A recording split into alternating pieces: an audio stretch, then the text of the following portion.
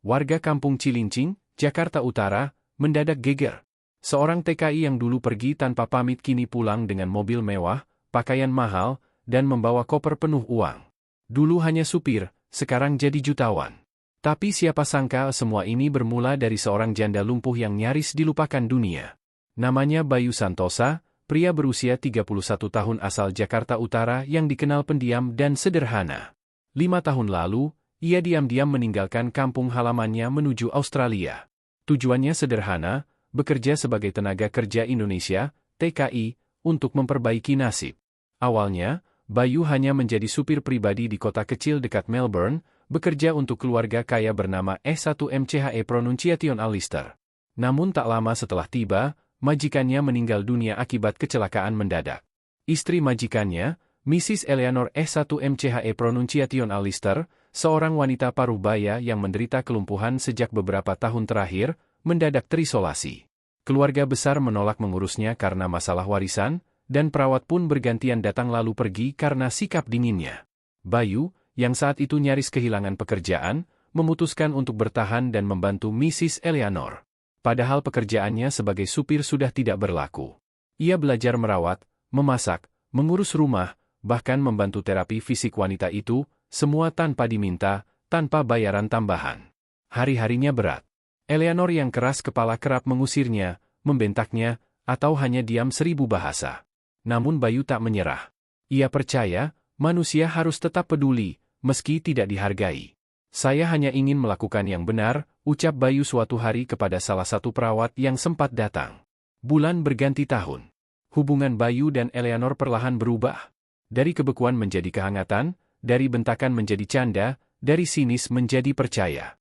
Eleanor mulai memanggil Bayu dengan sebutan, anak. Dalam momen sunyi, mereka saling bercerita, tentang kehilangan, cinta, dan impian yang kandas.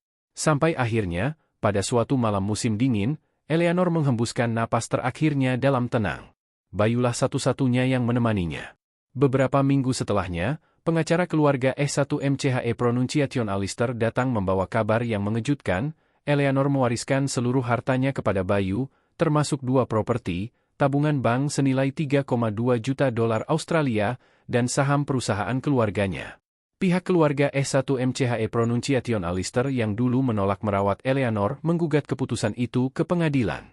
Namun Eleanor sudah menyiapkan dokumen dan video wasiat yang menyatakan dengan jelas bahwa Bayu adalah satu-satunya orang yang benar-benar peduli padanya. Nama Bayu mendadak viral. Media Australia menulisnya sebagai The Kindeststranger.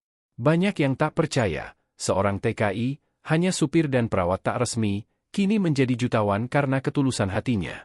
Setelah menyelesaikan proses hukum dan pajak, Bayu memutuskan pulang ke Indonesia. Namun, bukan untuk hidup foya-foya. Ia kembali ke kampung halamannya di Cilincing, membangun panti rehabilitasi gratis untuk lansia dan penyandang disabilitas, menamainya Rumah Eleanor. Saya hanya merawat seseorang yang dunia abaikan.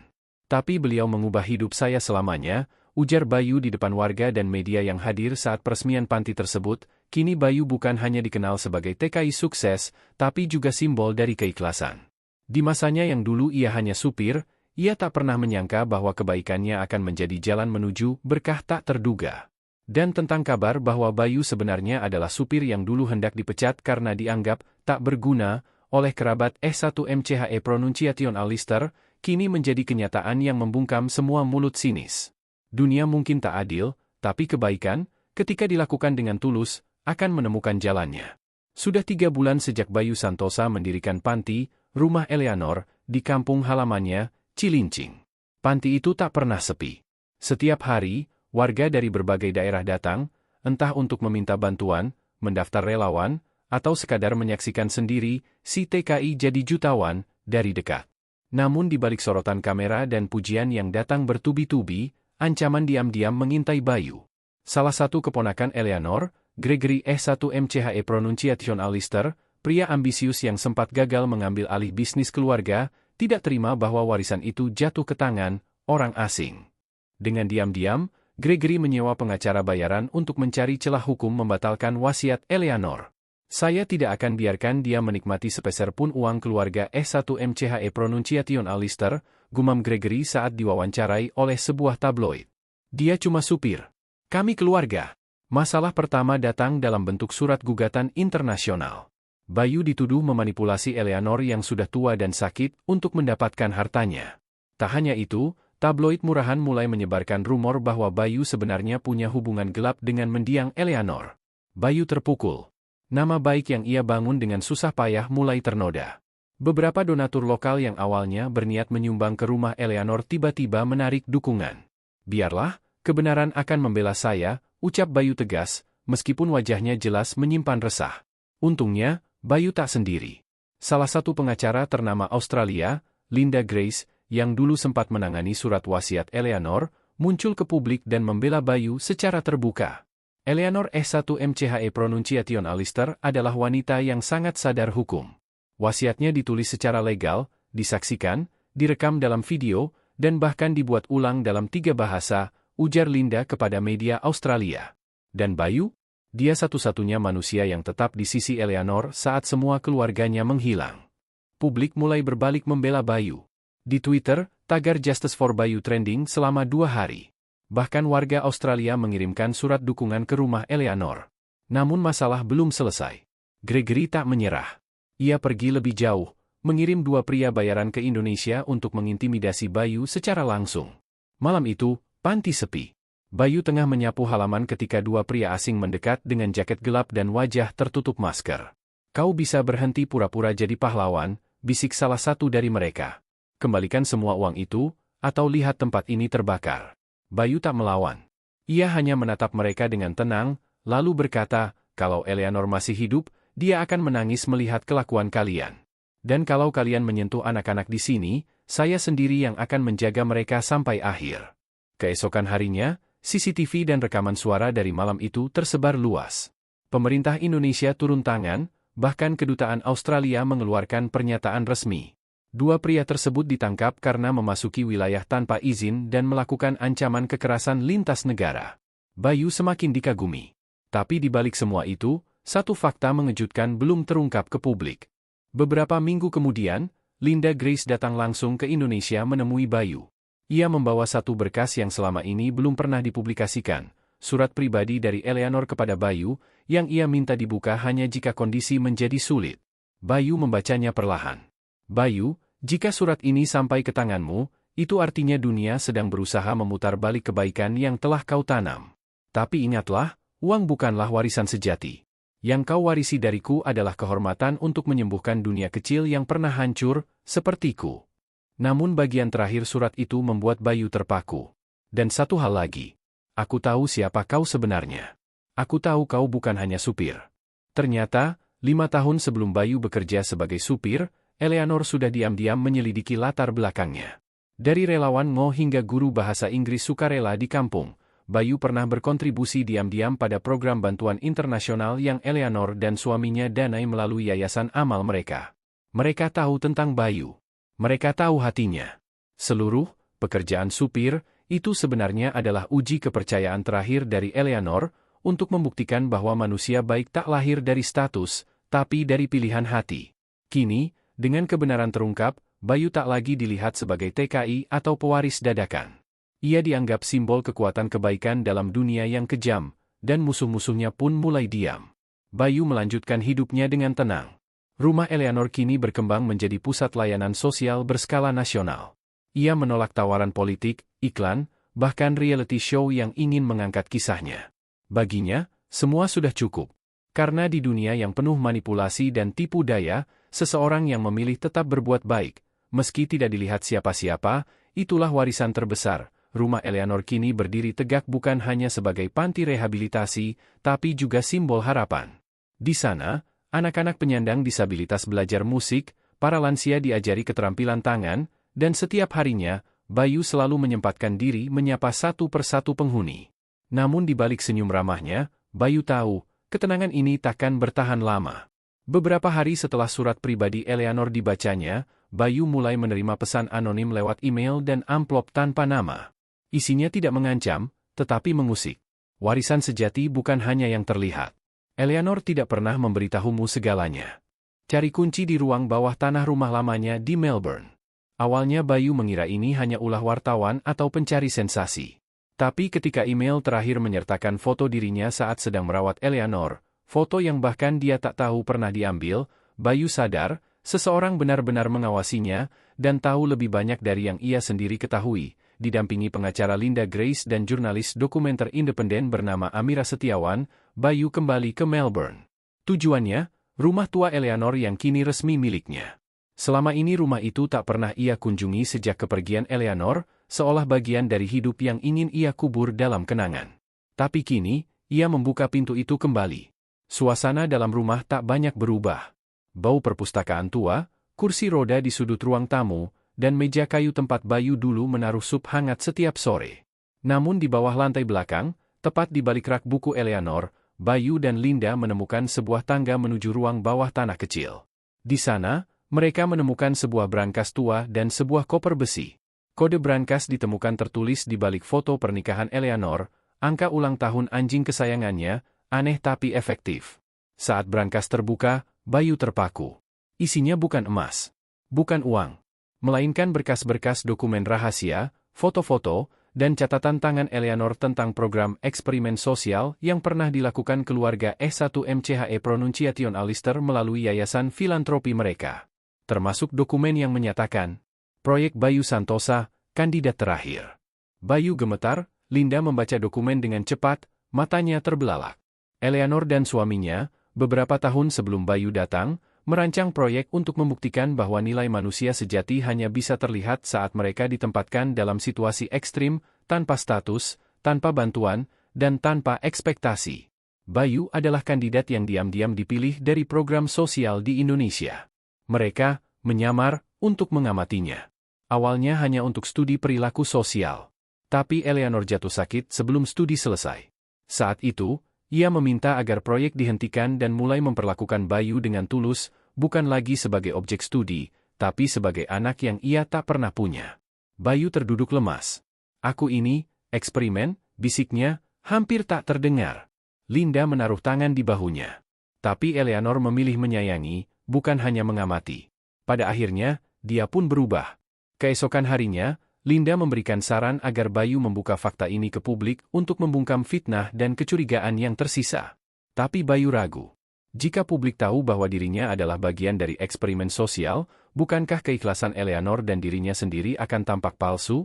Di tengah kebingungan, Amira, jurnalis yang mengikuti Bayu, merekam sebuah percakapan pribadi mereka. Bayu mengatakan, "Aku tidak tahu mana yang nyata, mana yang rekayasa. Tapi aku tahu satu hal. Aku memilih tetap merawat dia bukan karena proyek, bukan karena uang. Tapi karena dia manusia, dan aku ingin jadi manusia juga." Video itu kemudian viral saat Amira merilis dokumenter berjudul, Bayu, Manusia Terakhir di Dunia yang Tulus. Tapi anehnya, Bayu tak mengeluarkan pernyataan resmi tentang isi dokumen rahasia itu. Ia hanya berkata dalam satu wawancara, beberapa kebenaran tidak perlu dibuka jika hanya akan menghapus makna dari kebaikan. Setahun berlalu, rumah Eleanor berkembang menjadi jaringan pusat sosial di 3 provinsi. Bayu menolak semua tawaran menjadi pembicara atau tokoh politik. Ia tetap di tempatnya, menyapu halaman, membuatkan teh untuk para lansia, dan sesekali, menuliskan puisi di dinding ruang baca panti. Gregory S1MCHE Pronunciation Alistair, yang terus menyebar fitnah, akhirnya bangkrut karena dugaan penggelapan dana keluarganya sendiri. Sementara dunia luar masih bertanya-tanya, apakah Bayu adalah simbol ketulusan, atau hanya hasil dari proyek manusia? Tapi bagi anak-anak di rumah Eleanor, dan para lansia yang kini bisa tertawa kembali, Bayu hanya satu hal. Pahlawan yang tidak pernah minta disebut pahlawan. Pagi di rumah Eleanor dimulai seperti biasa. Bayu menyiram bunga, menyapa anak-anak panti dengan senyum hangat, dan menyeduh teh melati untuk para lansia. Namun pagi itu berbeda. Di meja depan, ada sepucuk surat internasional berstempel resmi, High Court of Victoria, Final Probate Dispute. Gregory S1MCHE Pronunciation Alistair, meski reputasinya hancur dan perusahaannya bangkrut, belum menyerah. Ia mengajukan gugatan terakhir ke Pengadilan Tinggi Victoria, memohon agar wasiat Eleanor dibatalkan atas dasar ketidakwarasan saat ditandatangani. Jika Gregory menang, semua harta, termasuk rumah Eleanor, akan disita, dan Bayu harus membuktikan haknya dari nol. Bayu menatap surat itu lama. Dunia sudah tahu siapa dirinya, Tapi ternyata tidak semua mau menerima kebaikan sebagai warisan yang sah. Kita hadapi ini, kata Linda Grace dengan tegas, pengacara setianya. Tapi kau harus bersiap. Ini bukan soal hukum saja. Ini soal sejarah. Beberapa bulan kemudian, persidangan dimulai di Melbourne. Ruang sidang penuh sesak. Pers, aktivis sosial, bahkan mahasiswa hukum datang menyaksikan. Gregory membawa pengacara baru, tajam, berpengalaman, dan dikenal kejam di ruang sidang. Cornelia Foss, wanita dingin yang selalu menang. Strategi mereka jelas, membuktikan bahwa Eleanor membuat keputusan dalam tekanan emosi, tak stabil secara psikologis, dan terlalu terikat emosional pada seorang supir asing.